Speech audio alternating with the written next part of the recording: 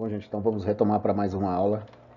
Agora vamos falar de sistema respiratório, iniciando por bovinos, equinos e pequenos ruminantes. O sistema respiratório do animal ele é capaz de desenvolver uma série de funções no organismo, mas sua principal função ela está relacionada com as trocas gasosas, que corresponde à oxigenação sanguínea e eliminação do gás carbônico.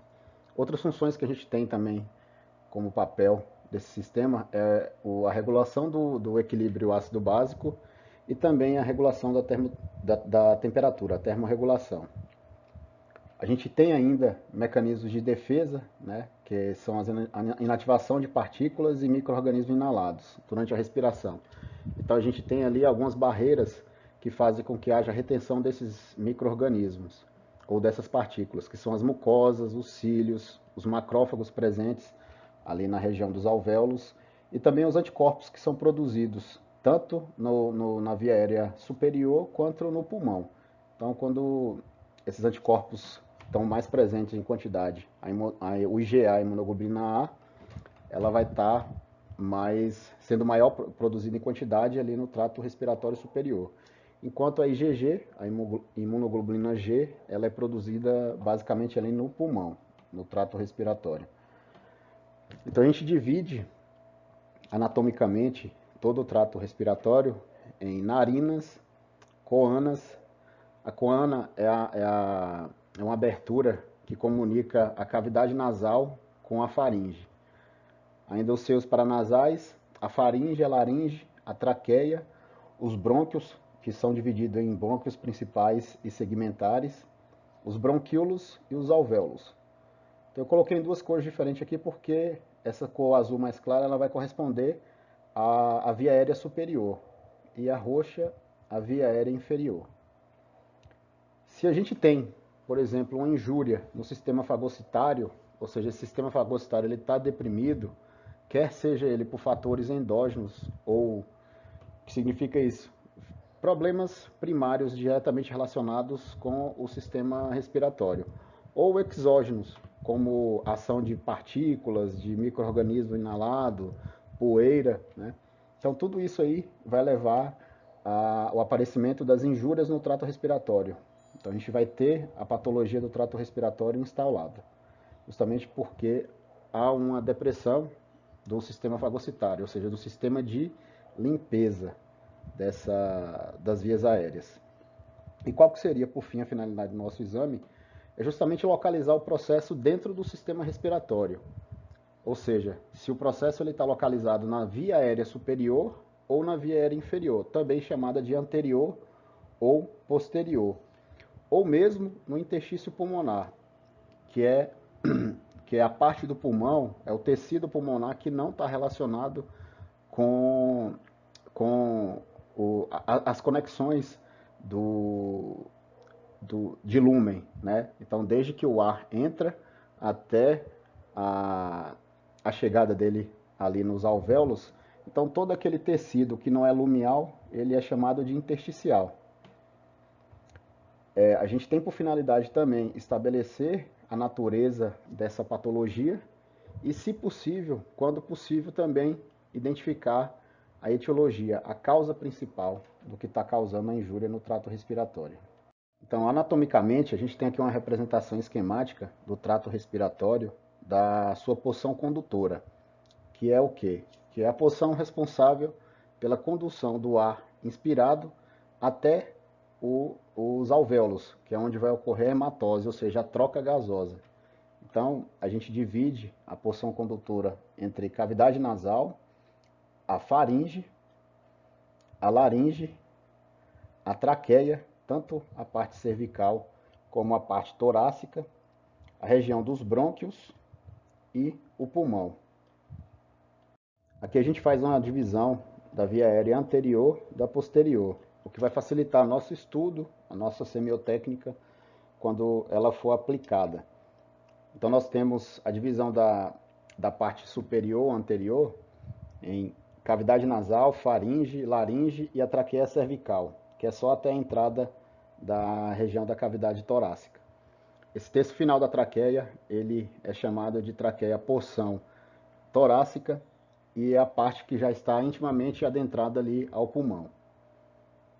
Essa é a representação da via aérea caudal, que se inicia na porção torácica da traqueia, e ela se ramifica ali em bronquíolo terminal, bronquíolo respiratório, o duto alveolar, em seguida o saco alveolar, onde está presente toda aquela rede de capilares que é composta por veias e artérias que vão promover a hematose, e a unidade funcional do pulmão, que é o alvéolo pulmonar, que é onde o ar ele será armazenado e haverá essa troca de gases.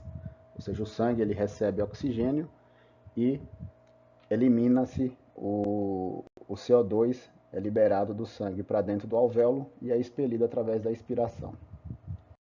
Então, nosso exame clínico ele se inicia com a coleta de dados, com aquela conversa que a gente sempre tem com o tratador ou proprietário do animal, na tentativa de coletar o maior número de dados, informações possíveis para a gente conseguir definir se realmente a gente está diante de um quadro, um acometimento primário ou não do sistema respiratório.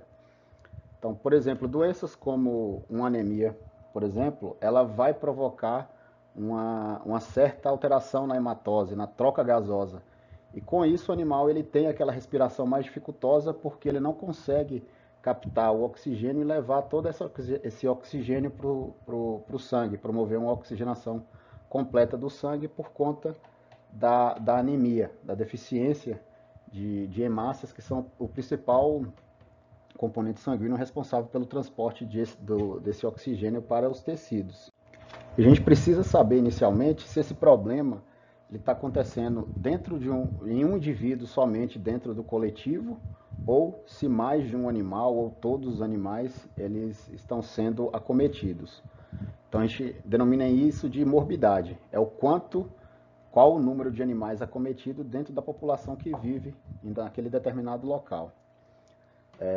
Saber quando que começou o processo também é importante, porque eles podem ser processos que eles começam, eles se iniciam e eles se resolvem ou por tratamento instaurado, ou então se resolve espontaneamente, como é o caso, por exemplo, de alergias, e a gente precisa identificar se trata de um surto, ou seja, ele apareceu de maneira aguda, ou se é esporádica, se esses problemas eles vêm acontecendo, se resolvendo, justamente porque isso nos dá indícios do que pode ser esse tipo de problema.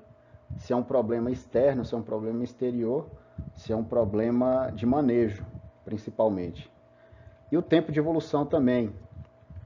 Quanto tempo desde que começou os sinais a apresentar e qual foi a evolução? Ou seja, se o animal ele evoluiu um pouco e estacionou, ou se é uma evolução rápida, se é uma evolução lenta, com quadro de piora.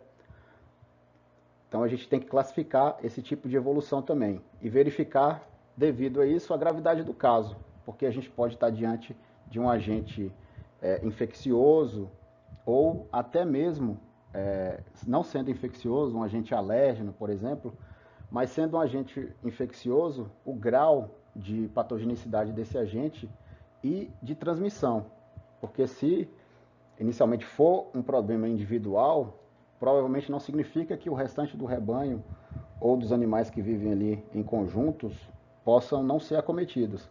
Isso é só questão de tempo. Então, às vezes você foi chamado para atender um animal e aquele animal, apenas naquela população, só um animal está tendo o problema, mas que se não for instaurado um diagnóstico correto, um tratamento correto, com o passar dos dias, os demais animais vão ser acometidos também.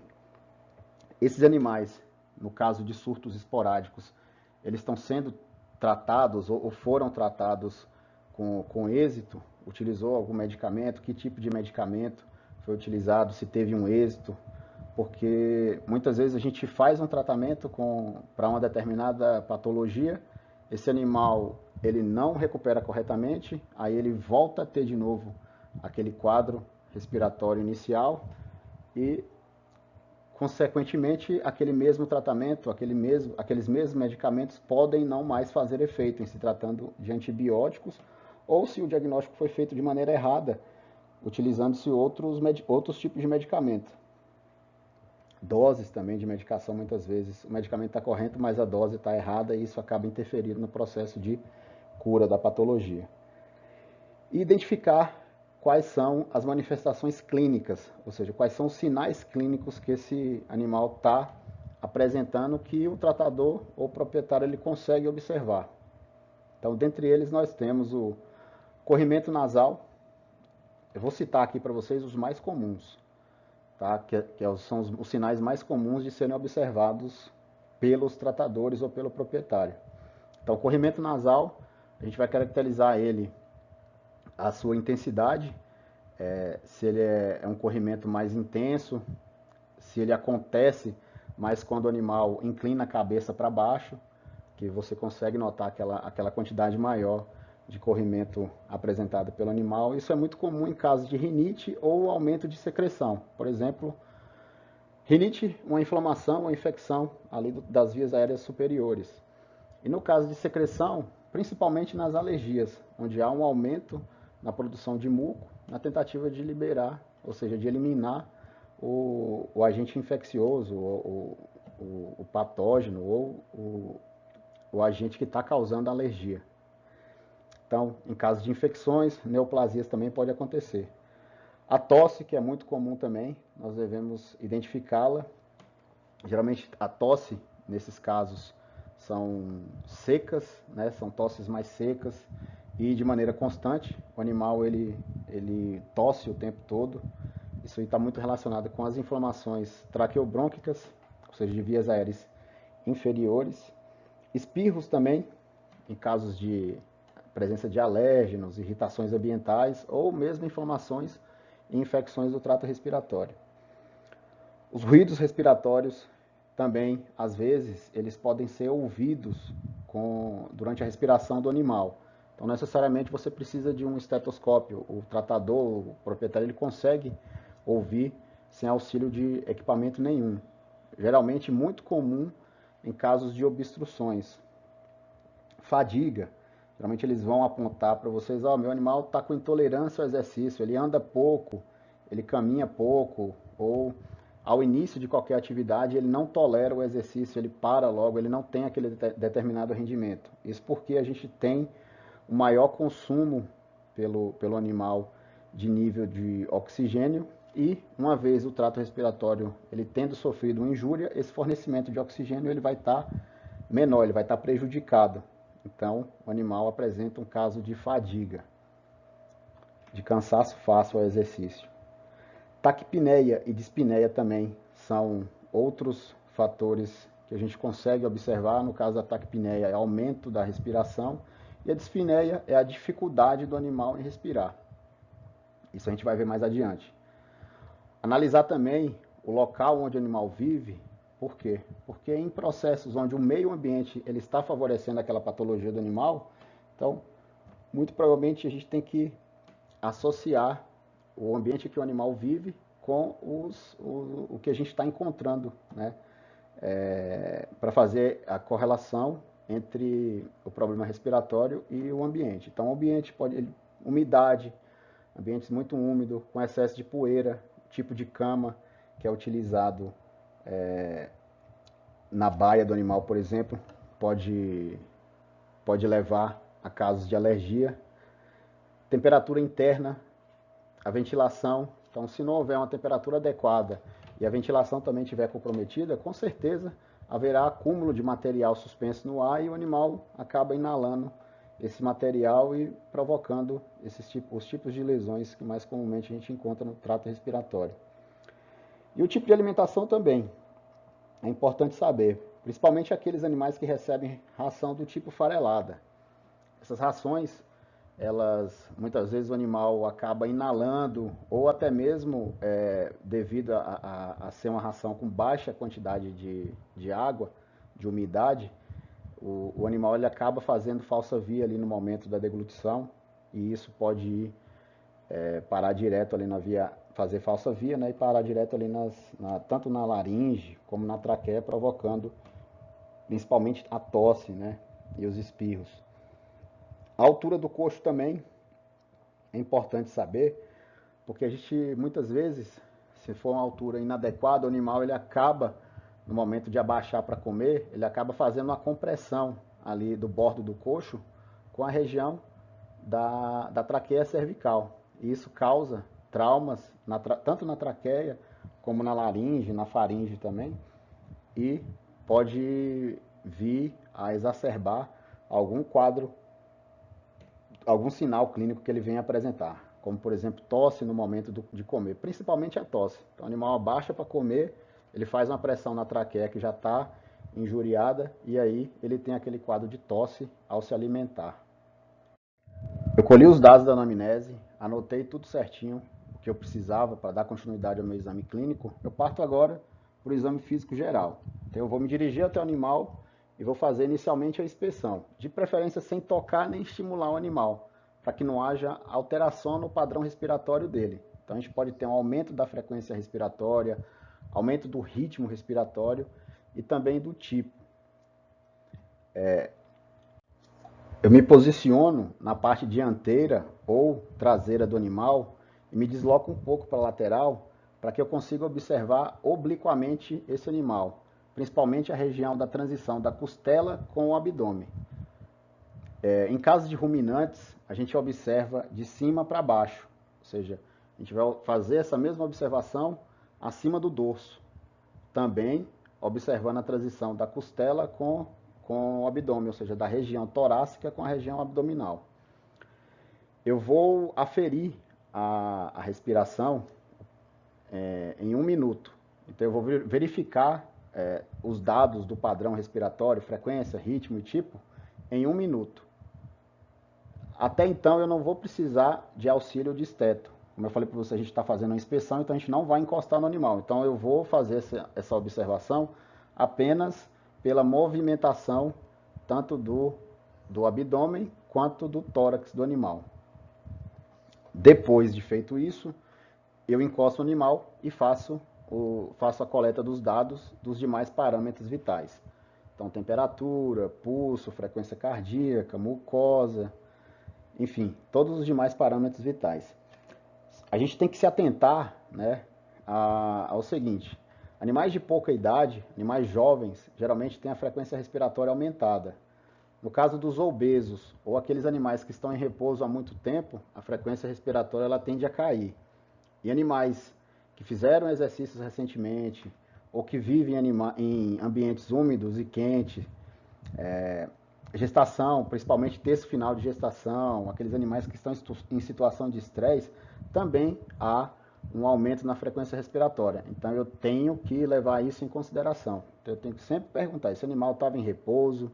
Onde é que ele estava antes de você trazê-lo até mim?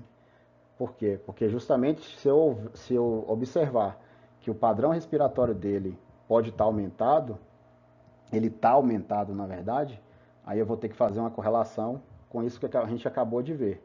Se ele é obeso, se ele é um animal mais novo, se ele fez exercício recentemente, enfim. E aqui ao lado a gente tem um quadro com a frequência respiratória dos grandes animais, bovinos, ovinos, caprinos e equinos. Tá? Tanto em jovens quanto em adultos, a gente tem que fazer uma separação justamente porque animais novos, eles geralmente tendem a essa frequência respiratória ser mais alta. É ainda durante a inspeção que a gente vai conseguir observar algumas alterações que são tidas como patológicas da frequência respiratória. Então a gente vai iniciar pela classificação da frequência respiratória, que pode ser uma taquipneia, uma bradipneia ou uma apneia. A taquipneia está relacionada sempre com o aumento da frequência respiratória e ela vem no animal em casos de febre, dor, baixa oxigenação sanguínea, animais que tiveram atividade física recente. Então a gente tem que saber correlacionar o tipo de respiração, o tipo de frequência respiratória, de acordo com o que o animal possa estar tendo. Nas bradipneias, ela se refere a uma queda, ou seja, a diminuição da frequência respiratória. Geralmente, a gente encontra isso em animais onde o sistema nervoso central está deprimido, animais em estado semicomatosos ou naqueles animais que estão prestes a morrer, em morte iminente. E a apneia, ela é tida como a ausência total de respiração.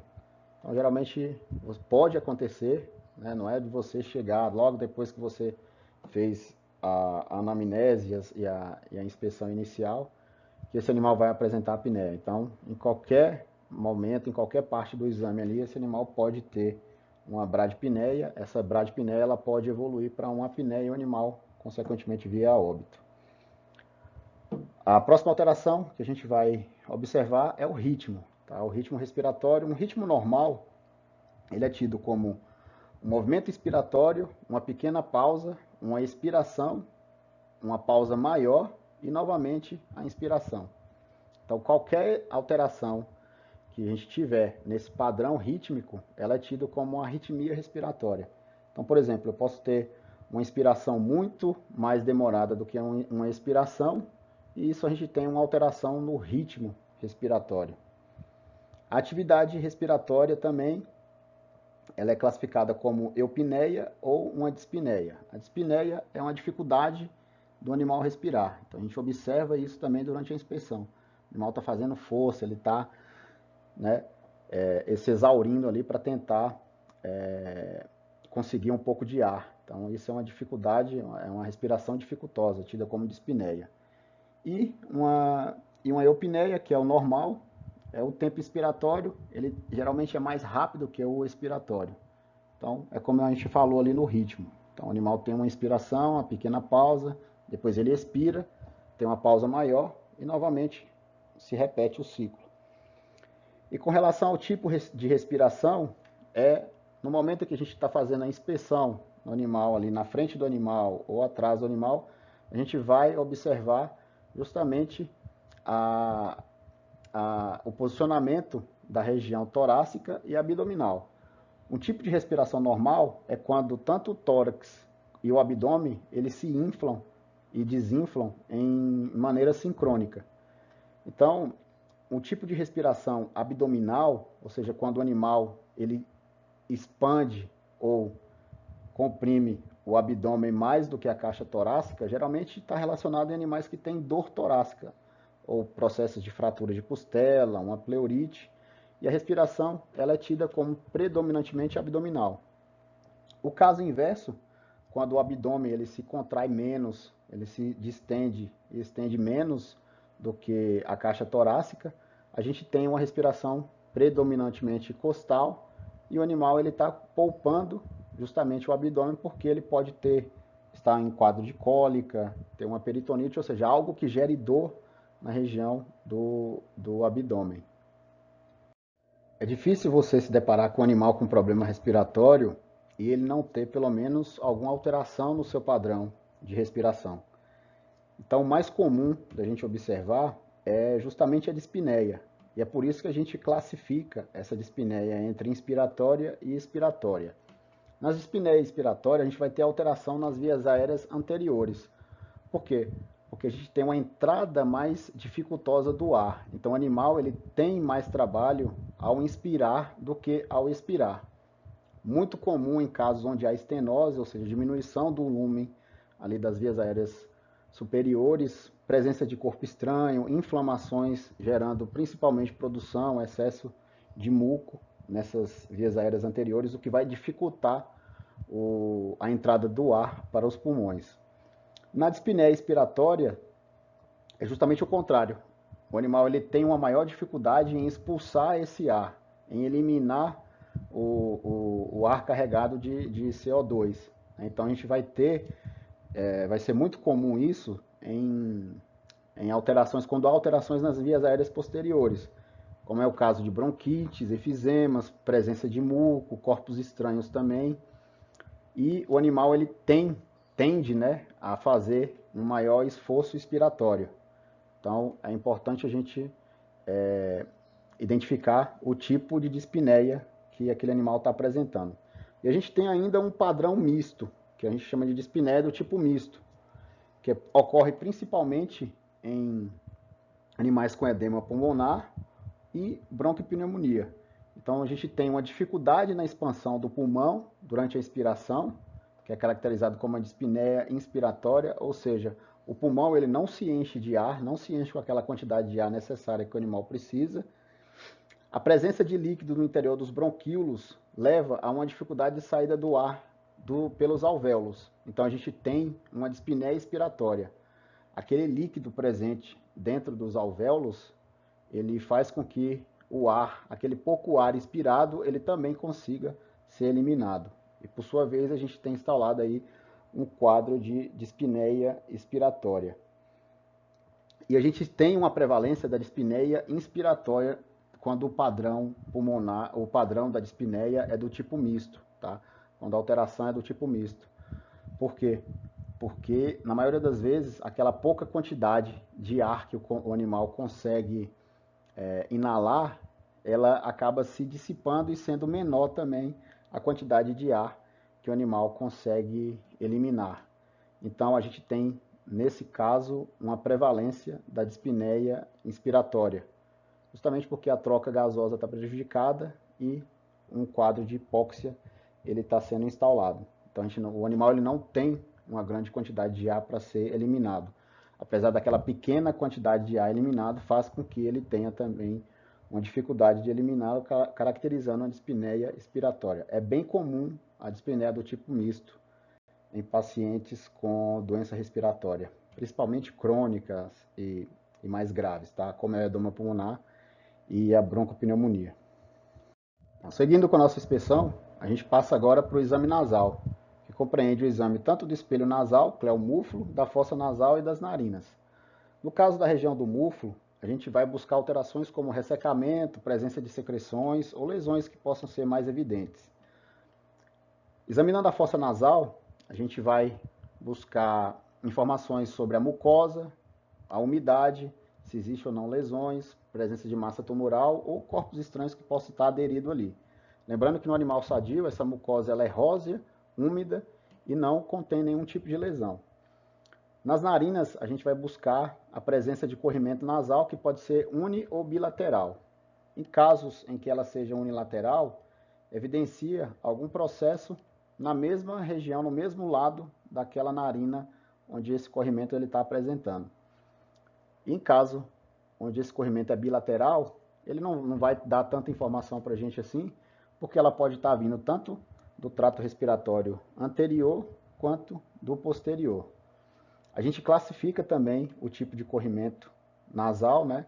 Então, iniciando pelo corrimento seroso. O corrimento seroso, ele é normal quando é em pouca quantidade, mas quando em excesso, ele pode indicar alguma patologia respiratória, como, por exemplo, o início de um processo inflamatório. No caso dele ser um corrimento mucoso, a gente tem o quê? Uma produção da glândula desse muco, né? Em excesso. Isso pode ser decorrente de processos inflamatórios, alergias, algumas viroses que acometem o trato respiratório. O corrimento mucopurulento, ele é uma evolução do corrimento mucoso, mas quando se tem presença, por exemplo, de uma infecção bacteriana ou quando há início de defesa pelo organismo e o organismo envia células leucocitárias e outros tipos de células na tentativa de combater aquele agente que está causando a injúria. Então a gente tem um tipo de corrimento chamado purulento, ou por morte bacteriana, ou por defesa do organismo.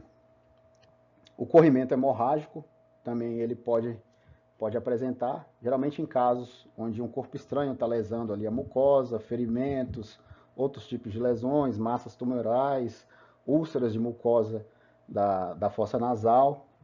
E pode ser também do tipo misto, quando mais de um tipo de corrimento ele está presente. Então a gente pode ter, por exemplo, um corrimento seroso presente com um corrimento hemorrágico. Lembrando que bovinos e equinos, eles podem apresentar um corrimento do tipo esverdeado, que nada mais é do que presença de conteúdo alimentar ali sendo drenado pela narina. Geralmente ocorre em casos onde há disfagia por lesão tanto da faringe ou presença de corpo estranho esofágico impedindo que aquele conteúdo alimentar ele chegue até o estômago.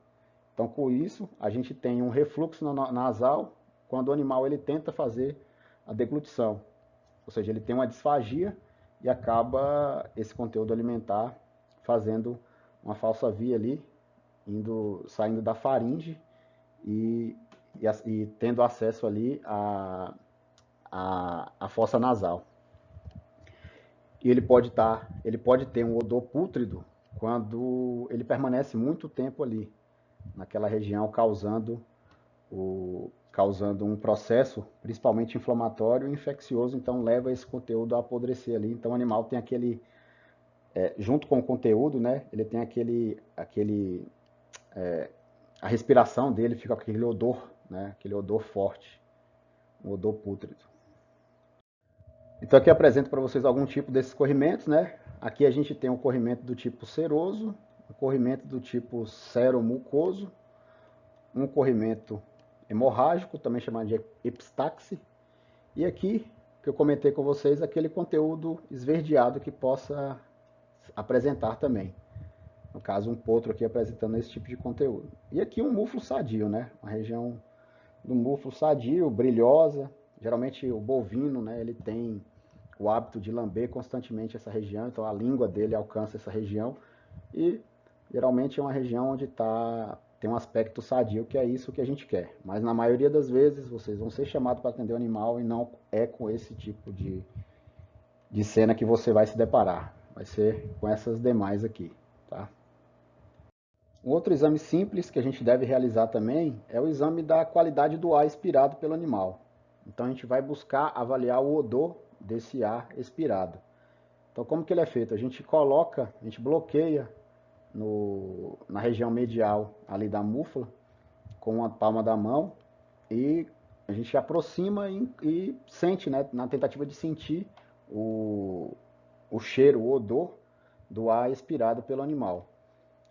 Geralmente, um animal que não tem processos infecciosos, ele vai ter um ar, uma expiração sem odor muito característico, no máximo com odor ali da alimentação, ou um capim, ou um feno, enfim. Quando esse odor tá pútrido, muitas vezes ele significa que a gente pode estar diante de um processo infeccioso e inflamatório. Aqueles animais que apresentam tosse, a gente deve inspecionar também no sentido de buscar informações para classificar o tipo de tosse que esse animal está apresentando. Muitas vezes ele não vai tossir, a gente não tem o animal tossindo no momento inicial do nosso exame.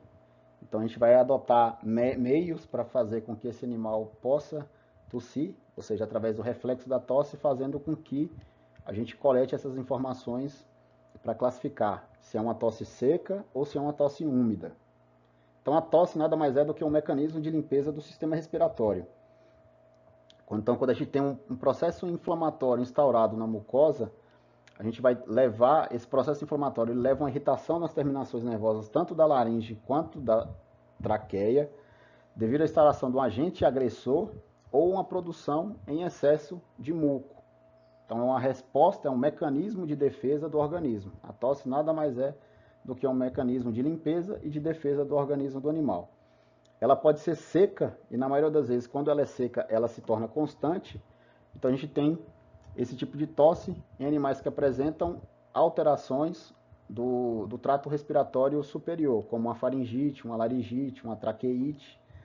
E uma tosse úmida ou produtiva, ela é devido a um aumento da produção de muco, ou seja, de exudato broncopulmonar, como nos casos de uma broncopneumonia, por exemplo.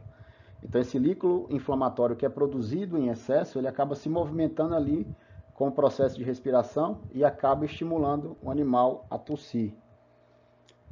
E se o animal ele não apresenta a tosse que a gente possa identificar de maneira espontânea, a gente pode provocar a tosse no animal através do reflexo, que é chamado do reflexo de tosse. Então a gente vai estimular ali, por meio de palpação, os primeiros anéis traqueais na região cervical, e com isso a gente consegue fazer com que o animal tussa. É muito frequente isso acontecer. E uma outra maneira de fazer o animal tossir é tapando-se as duas narinas com as duas mãos. Isso bloqueia a entrada do ar, o animal força a expiração e com isso ele consegue ter esse reflexo de tosse positivo também.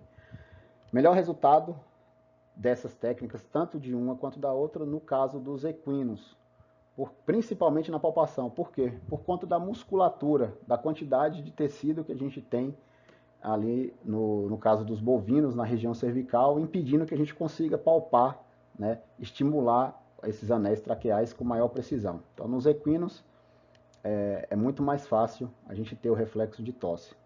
Quando a gente não consegue dessa forma nos bovinos, a gente tapa as narinas dele e a gente tem a tosse estimulada. Então aqui tem uma representação de um ovino, né, fazendo-se essa técnica e logo em seguida ele tosse.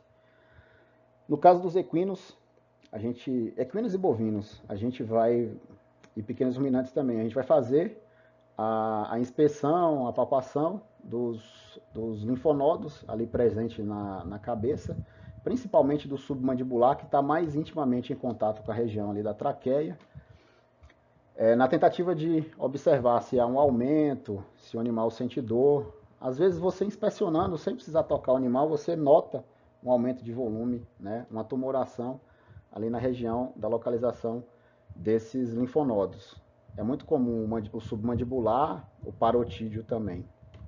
Nos equinos ele tem em especial nessa espécie, ele tem um componente chamado bolsa gutural, tá? Que nada mais é, assim, ela não tem a sua utilidade, a sua definição, para que realmente ela serve. Alguns dizem que é para aquecimento do ar inspirado, outros dizem que é para aquecimento do sangue que corre ali naquela região.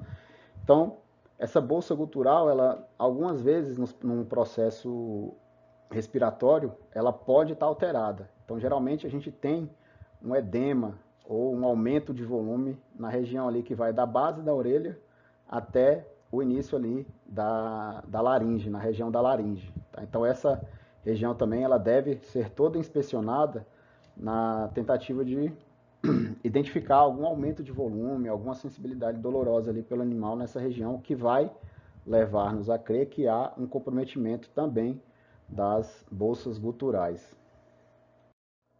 Então a gente concluiu a inspeção, agora a gente segue para o nosso exame físico específico com a palpação. A gente deve palpar todas as partes externas que compõem o sistema respiratório. Então não só o aumento de volume, como também o afundamento, principalmente ali na região da face, como eu falei anteriormente, nos casos de aumento de volume, tanto de linfonodo ou de outras estruturas, como o afundamento também, como pode ocorrer no caso do osso nasal. A gente palpa ainda a região traqueal, em busca de fratura de anel cervical, né, da traqueia. Região da costela, a gente palpa a costela em si, também os espaços intercostais. E os aumentos de volumes, eles podem não ter sido observados ali durante a inspeção, ou você observou, mas no momento da inspeção você não preferiu mexer. Então é nessa parte que você vai realizar a palpação. A gente vai observar principalmente os sinais da inflamação, que são dor, calor, rubor e tumor.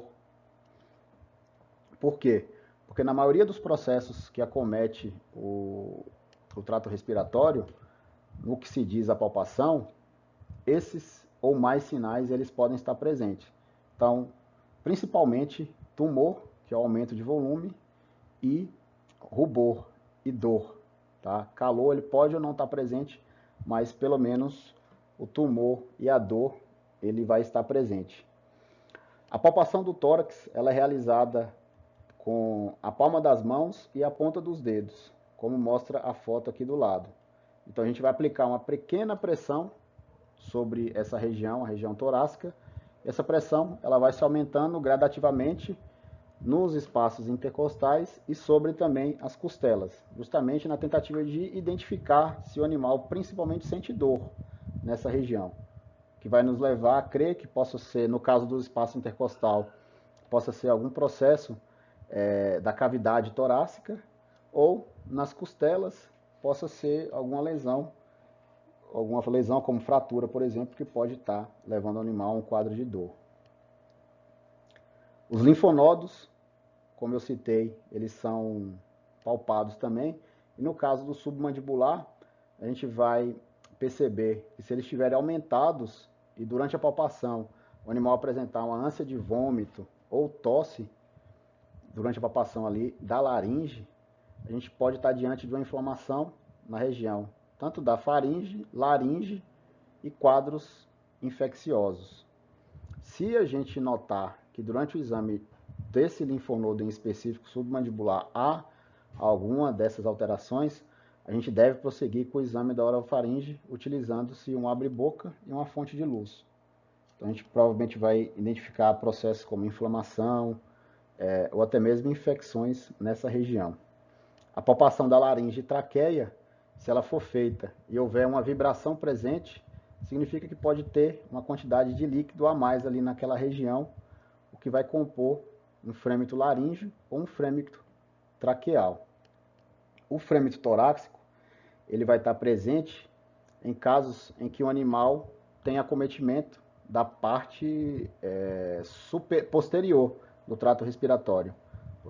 Quadro de bronquite, por exemplo, onde a gente tem um atrito da pleura parietal com a pleura visceral, levando à produção desses frêmitos torácicos ou que possam ser audíveis durante a auscultação com o esteto.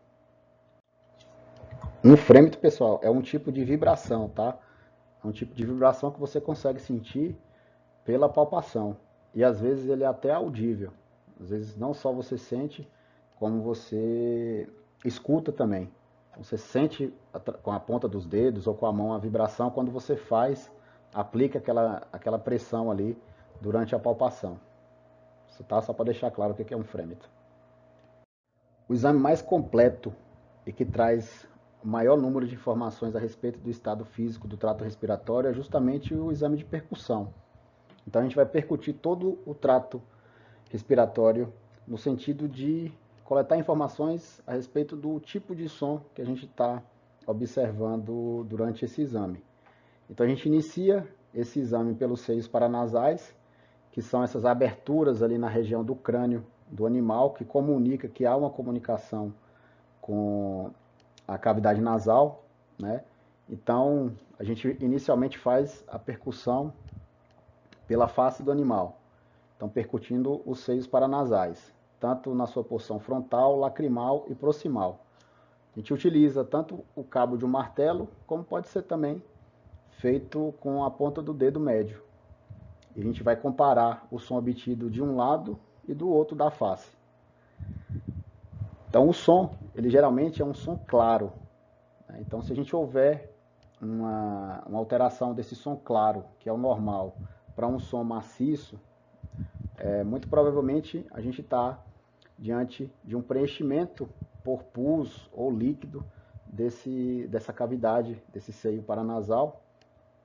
Isso ocorre muito comumente em casos de sinusite, tumores ou qualquer outra doença em que haja uma ocupação daquele espaço vazio, né, que os seios paranasais apresentam, por algum tipo de material, muco, pus, líquido, enfim. A gente vai ter, durante a percussão, um som do tipo maciço.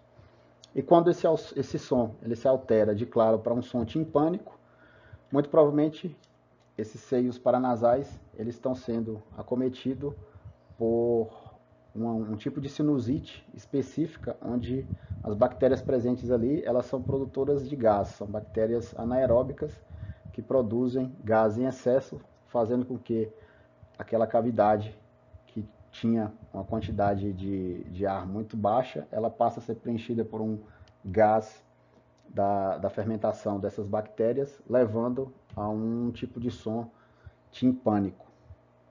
Tá? Então é muito importante a gente fazer a percussão dos seios paranasais na tentativa de coletar informações sobre esse processo, sobre algum processo em específico que pode estar acometendo também essa estrutura. E principalmente se a nossa suspeita for de alguma afecção que esteja acometendo ali as vias aéreas anteriores e não a envolvimento de pulmão, por exemplo. A percussão do tórax ela vai nos dar informações importantes sobre o estado físico do pulmão. Então, como no exame de percussão dos seios paranasais, um som claro é o som normal. Então aqui a gente chama também de som ressoante, um som mais claro. Alterações como um som submaciço ou maciço, ele vai indicar que o parênquima pulmonar está sendo preenchido por um tecido sólido ou líquido. Isso faz com que haja uma diminuição da quantidade de ar no pulmão e a gente tenha esse som, né, ali durante a percussão, um som mais firme, que é também conhecido como som maciço. Muito comum em caso de pneumonia, abscesso, edema pulmonar ou tumor que preenche esse parênquima pulmonar. Um som timpânico é um som onde a gente tem uma maior quantidade de ar. A gente vai encontrá-lo em casos de pneumotórax ou em casos de efisema pulmonar. Um som metálico é uma quantidade muito exagerada de ar com a presença ou não de líquido, como é o caso das tuberculoses, das hérnias diafragmáticas, do pneumotórax. A gente pode usar tanto um martelo e um plexímetro para fazer esse tipo de percussão, como ela também pode ser digital. E a gente sempre tem que obedecer a uma sequência onde a gente começa a percutir do dorso para o ventre e do crânio para a cauda, tanto do lado direito quanto do lado esquerdo. E percutir sempre os espaços intercostais e nunca a costela, porque na costela a gente vai sempre obter um som do tipo maciço, um som mais firme. E a gente deve ainda obedecer alguns limites para realizar esse exame de percussão, porque estruturas abdominais elas vão interferir no tipo de som. Então, de preferência, a gente deve percutir a região mais central do tórax. Mas de uma maneira geral, a gente vai percutir o tórax, fazer uma delimitação e percutir o tórax como um todo, para a gente conseguir pegar a maior área pulmonar percutível que a gente possa ter. Então, nessa região mais central do tórax, a gente vai ter um som do tipo claro. Região mais posterior do tórax, ou seja, aquelas que estão mais em contato ali com a região abdominal, o som ele pode variar de timpânico a submaciço, a depender da quantidade de alimento que esse animal possa ter ingerido, ou presença de gás. Principalmente no caso dos bovinos, a gente tem ali o rumen do lado esquerdo. Se esse rumen ele estiver repleto, a gente vai ter um som ali nas regiões mais posteriores do tórax, um som do tipo submaciço. Em caso onde há mais gás, onde há uma presença maior de gás, a gente tem um som timpânico. Então, por isso que a gente não deve percutir os espaços intercostais finais das últimas costelas, justamente porque o tipo de som ele pode não representar realmente o problema que o animal possa ter. E na região inferior do tórax, a gente vai observar sons mais submaciços, justamente devido à compressão das vísceras ali naquela região. Então, a gente tem um contato maior das vísceras, a gente tem a presença do coração ali também, naquela região inferior do tórax, e isso pode causar um som do tipo submaciço e não ser patológico. Então, nesse quadro aqui do lado, a gente tem delimitando justamente os limites posteriores da percussão nas espécies equinas e nos ruminantes. Então, depois vocês dão uma olhada para saber direitinho até onde a gente deve ir com a percussão. Então, são esses os limites da linha ilíaca até o 17º espaço aqui no caso dos equinos, na linha isquiática 14º espaço, e uma linha de encontro entre essas duas linhas, o 10º espaço intercostal, tanto do lado direito quanto do esquerdo, tá? Aqui eu trouxe para vocês uma representação esquemática aqui da área de percussão pulmonar. Então a primeira linha que a gente tem, essa linha aqui que a gente vai traçar, é a linha paralela à tuberosidade coxal, e ela é traçada paralelo aos processos espinhosos aqui da vértebra. A segunda linha é a da tuberosidade isquiática, tá? Aqui no equino é visto mais claramente, que é essa aqui. E a terceira linha é a linha que vem do ombro, paralelo à escápula. que é a linha, que é essa daqui. Então, em tom mais claro aqui, você pode notar que o pulmão, esse verde mais claro aqui, o pulmão ele não ocupa toda a cavidade torácica. Então, por isso que é importante a gente delimitar os limites pulmonares, porque se a gente ultrapassar esses limites dos espaços intercostais, onde a gente vai fazer a percussão, a gente vai se deparar justamente com os sons típicos de tanto de alça intestinal quanto de cavidade estomacal, como no caso dos bovinos, o rumen. Então existe essa delimitação justamente para que proporcione para a gente com clareza e com evidência que a gente realmente está percutindo a área pulmonar corretamente. Eu encontrei um videozinho na internet também ensinando a fazer essa delimitação com mais precisão, até mesmo para a prática aqui em um animal, em um modelo vivo. Então a gente tem esse desenho onde fica mais claro, onde evidencia mais claro a área que a gente deve percutir. Então essa área aqui, ó, que é a área cardíaca que a gente chama, então ela deve ser evitada justamente porque a gente vai ter contato ali com o coração. Então percute-se essa área delimitada aqui em vermelho, é o local onde a gente vai ter todas as informações que a gente precisa para o nosso diagnóstico de envolvimento pulmonar, no caso da doença respiratória. A auscultação junto com a percussão são os dois exames que vai nos fornecer as maiores informações sobre o funcionamento do sistema respiratório, como eu comentei anteriormente. Geralmente, durante o exame, como a gente faz vários pontos de auscultação, geralmente no local onde ocorre aquele ruído com maior intensidade, é provavelmente a origem do problema. A gente pode utilizar e deve utilizar sempre um estetoscópio, ou de maneira indireta, quando a gente não tem um estetoscópio próximo, a gente pode colocar o ouvido sobre um pano, uma toalha apoiada no tórax do animal e deve-se ater a observar sempre dois movimentos por campo, ou seja, dois movimentos inspiratórios e expiratórios. Ela deve ser feita de maneira dorso ventral e crânio caudal e vice-versa. Então eu começo de cima para baixo, depois eu vou de baixo para cima, toda a área pulmonar ela deve ser auscultada. Pode ser necessário um leve exercício, ou seja, a gente pode ou deve estimular o animal a fazer uma caminhada leve, por exemplo, sempre que a gente nota que pode ter uma alteração patológica, mas ela não está bem audível. Então, para que a gente exacerbe, ou seja, intensifique esse ruído produzido, a gente submete o animal a um exercício físico leve, como uma caminhada, por exemplo, e a gente volta à ausculta e aquele som ele fica mais claro, ele fica mais audível para a gente. Essa auscultação ela é dividida em ruídos normais e suas pequenas variações patológicas e os ruídos patológicos propriamente ditos.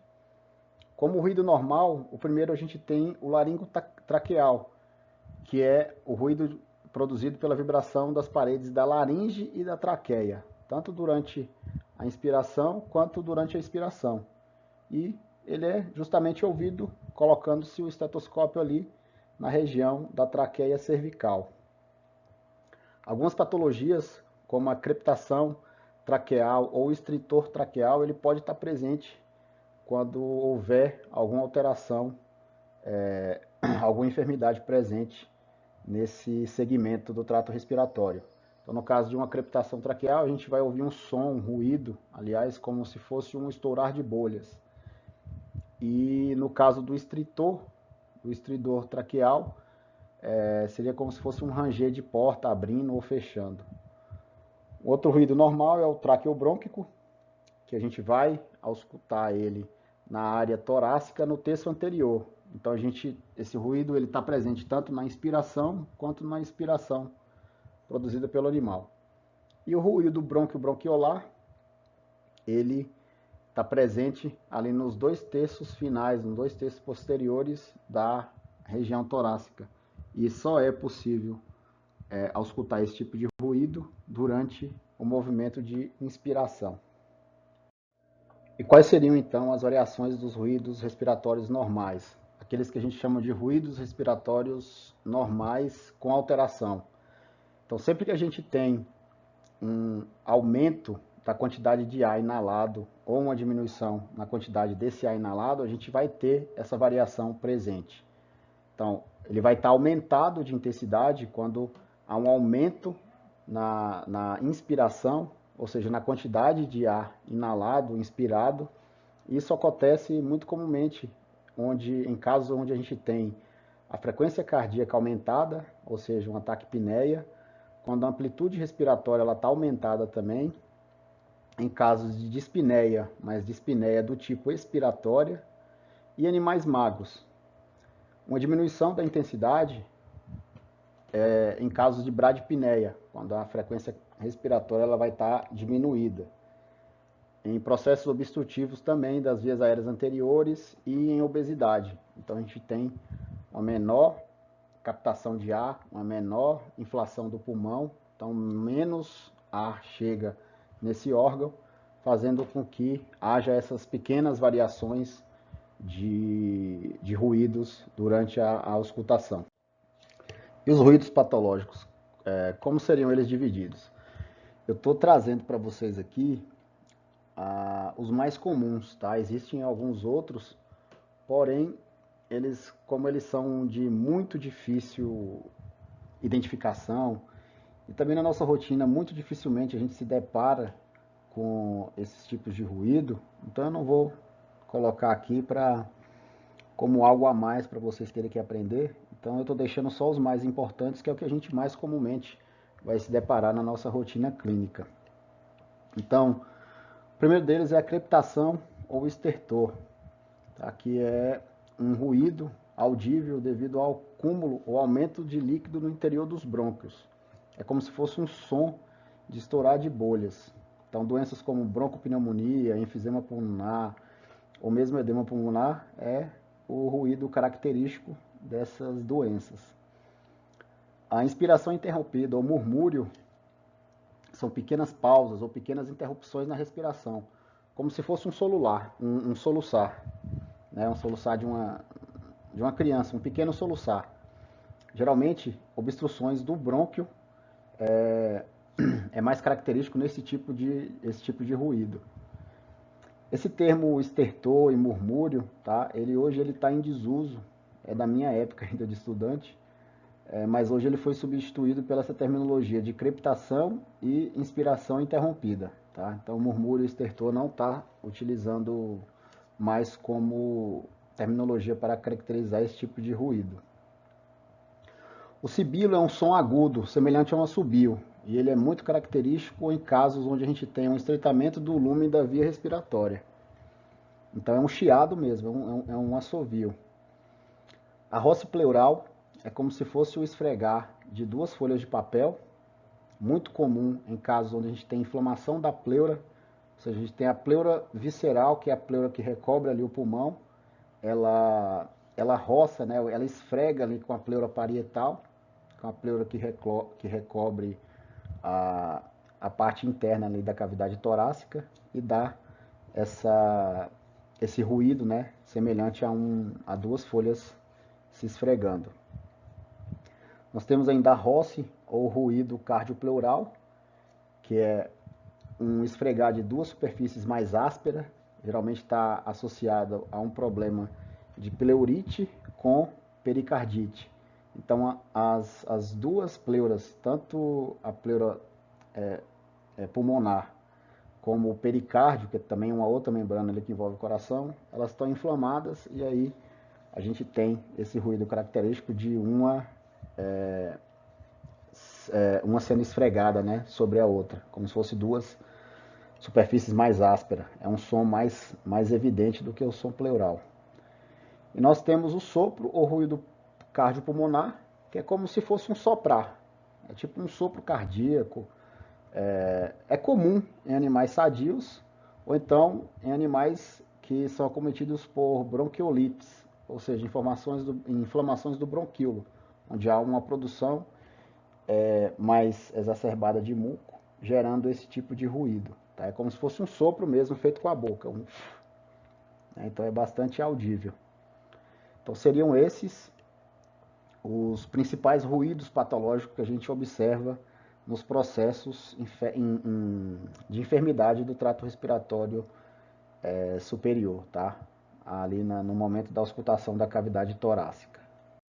Nós podemos realizar ainda a percussão auscultatória, não é um método muito preciso para nos dar informação da condição física do pulmão, mas ele está aí como método semiotécnico e pode ser utilizado. Então, como que ele é feito? A gente percute a traqueia com o dedo e com o esteto ali na região pulmonar, a gente ausculta concomitantemente. Então, vai haver uma produção de um som e esse som ele se propaga durante toda a traqueia e chega até o pulmão e a gente consegue auscultar esse ruído. Então, se o ruído ele for baixo, distante, difuso, geralmente classifica-se o pulmão como normal, como não envolvimento do pulmão no processo respiratório. O ruído breve, seco e preciso, geralmente em casos de congestão pulmonar ou atelectasia. E um ruído breve, distante e bastante preciso significa a presença de líquido no espaço pleural. Então a gente pode ter uma pleurite. Como eu falei, é um exame muito pouco utilizado na rotina e não vai nos trazer grandes informações, até mesmo porque as enfermidades, né, elas são muito limitadas. Então, muitas vezes, fica muito restrito a gente utilizar a informação desse tipo de exame assim, de maneira isolada. Então, geralmente, a gente faz a percussão, a gente faz a auscultação, e se tiver dúvida, né, durante a percussão ou a auscultação, faz a percussão auscultatória só como diferencial mesmo, para agregar alguma informação a mais no nosso exame. Para concluir, a gente tem os exames complementares à nossa disposição. Então, o mais utilizado nesses casos seria a toracocentese ou a punção exploratória, que é nada mais do que a coleta do líquido pleural. Com essa técnica, a gente consegue diferenciar um exudato de um transudato pleural, por exemplo, de acordo com a análise laboratorial. Como técnica, a gente vai utilizar uma agulha 60-20 ou 80-20. A gente faz uma pequena incisão na pele, já anestesiada, né, com a lidocaína, por exemplo, de preferência com vasoconstritor. E a gente faz a introdução dessa agulha na cavidade torácica, acessando ali a região da pleura, transpassando a região da pleura até o parênquima pulmonar. Como local da punção, geralmente a gente tem que tomar bastante cuidado na realização desse tipo de exame, porque pode levar a algumas complicações, né, como uma contaminação da cavidade torácica e também comprometimento de outros órgãos, como o coração, por exemplo, se a gente não utilizar a técnica correta. E também saber o local onde realizar essa incisão, porque a gente tem estruturas ali como veias e artérias torácicas que podem ser transpassadas, né, e ocorrer hemorragia. Pode ser utilizado a técnica tanto do lado direito quanto do lado esquerdo do animal.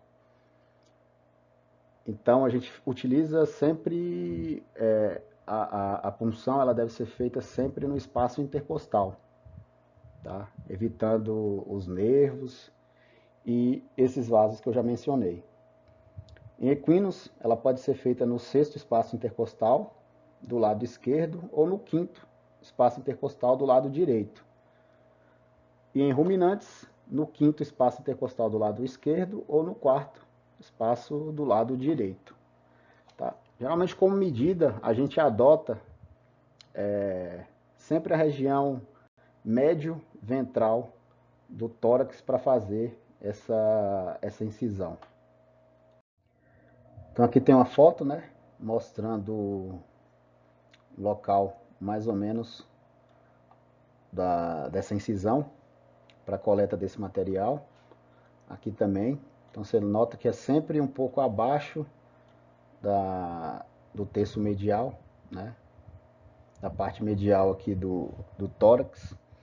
E aqui um esqueminha mostrando a vascularização que existe da parte mais do médio dorsal. Então a gente evita justamente esses vasos aqui, ó. Vasos mais calibrosos, menos calibrosos. Nós temos veias importantes e temos as artérias, né, de grosso calibre. Então essa região da metade do tórax para a parte ventral é uma região que tem poucos vasos e geralmente vasos de menores calibres, então a gente não vai ter problema nenhum em fazer incisões aqui nessa região. Outros exames complementares, como o hemograma, por exemplo, ele vai nos dar informações da presença de processo infeccioso, bacteriano, viral, ou até mesmo processo inflamatório quando a gente faz a coleta do sangue e faz análise do fibrinogênio. Então, se esse fibrinogênio estiver aumentado, muito provavelmente a gente está diante de um processo inflamatório não infeccioso. Uma leucocitose com neutrofilia, processo infeccioso bacteriano. E em processos virais, geralmente a gente vai encontrar uma leucopenia com a linfocitopenia também. Exames parasitológicos de fezes, a gente pode pedir também quando suspeita de verminose pulmonar. Então a presença de larvas, principalmente de Dictyocaulus, que é o verme mais comumente encontrado aí em pulmões, tanto de bovinos, equinos, pequenos ruminantes, suínos, enfim. O verme é um parasita da pulmonar. Então, encontrou larvas de Dictyocaulus, é bem provável que se confirme a suspeita de verminose pulmonar. Exame radiográfico, principalmente da via aérea anterior, pode ser pedido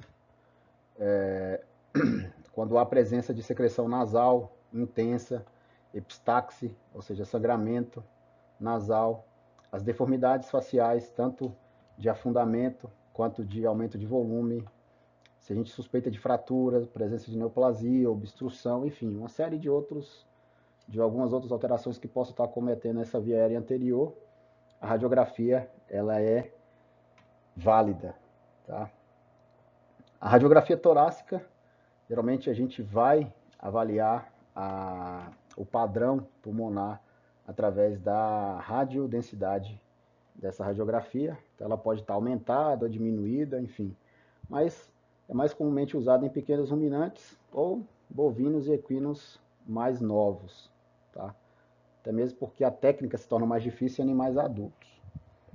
A ultrassonografia torácica, quando a gente suspeita de abscessos, presença de tumores, enfisema, no caso de pleurites, ou mesmo líquido livre na cavidade, efusão pleural, enfim, processos mais específicos, né, que consiga se visualizar através da ultrassonografia.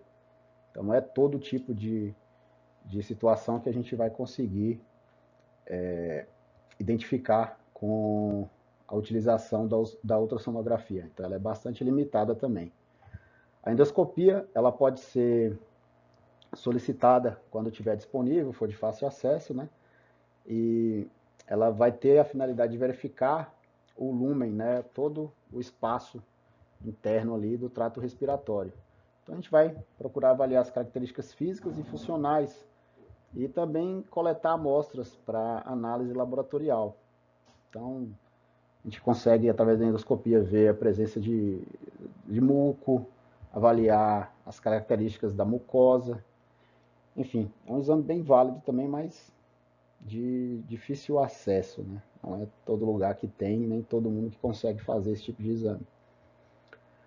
A gente pode fazer os lavados traqueobrônquicos ou broncoalveolar, no intuito de coletar células presentes nesse lavado, fornecer até material para cultura microbiológica, então suspeito que possa ser um processo infeccioso, então a gente com lavado broncoalveolar ou traqueobrônquico, enfim, a gente consegue coletar essas bactérias, faz-se o cultivo e crescimento, né, dessas bactérias, identifica o patógeno e a gente tem uma condição de escolha de tratamento melhor nesses casos.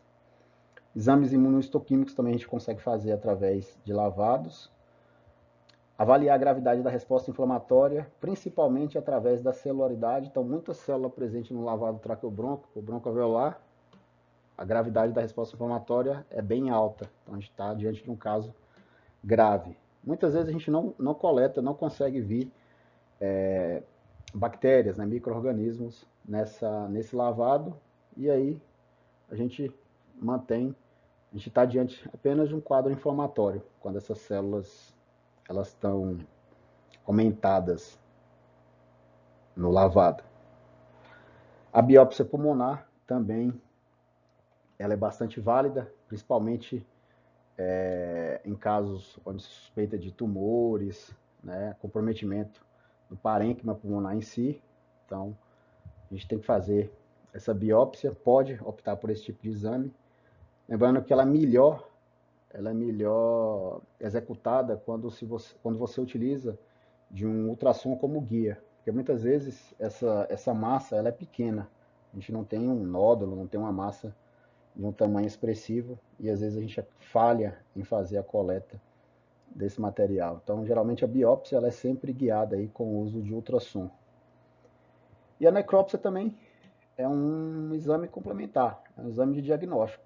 Então, se o animal veio a óbito e você não conseguiu identificar, não conseguiu diagnosticar com precisão através do exame semiológico, através de suas suspeitas clínicas, o que o animal poderia ter, a necrópsia com certeza vai evidenciar mais claramente o tipo de patologia que aquele animal tinha, né? Que ele foi acometido. E assim, pessoal, a gente termina nosso estudo aí de sistema respiratório de grandes animais. Nessa aula eu não me atentei muito à parte anatomofisiológica do sistema respiratório, também porque vocês já viram isso na anatomia, na fisiologia, e para também não deixar a aula muito extensa, muito grande. Então eu espero aí que tenha ficado bastante claro aí para vocês a aula. Como sempre eu peço para dar uma lida no material, né, que eu sempre utilizo aí, que é o livro do Feitosa, que é um livro bem didático, ele é bem completo também. Então, para os nossos estudos, tá de excelente valia, né? Tá de excelente tamanho. E leem o capítulo referente aí a esse assunto para vocês consolidar um pouco mais o conhecimento. E dúvidas, a gente está à disposição aí nos canais que vocês já conhecem para entrar em contato comigo, tá? Então até a próxima aula.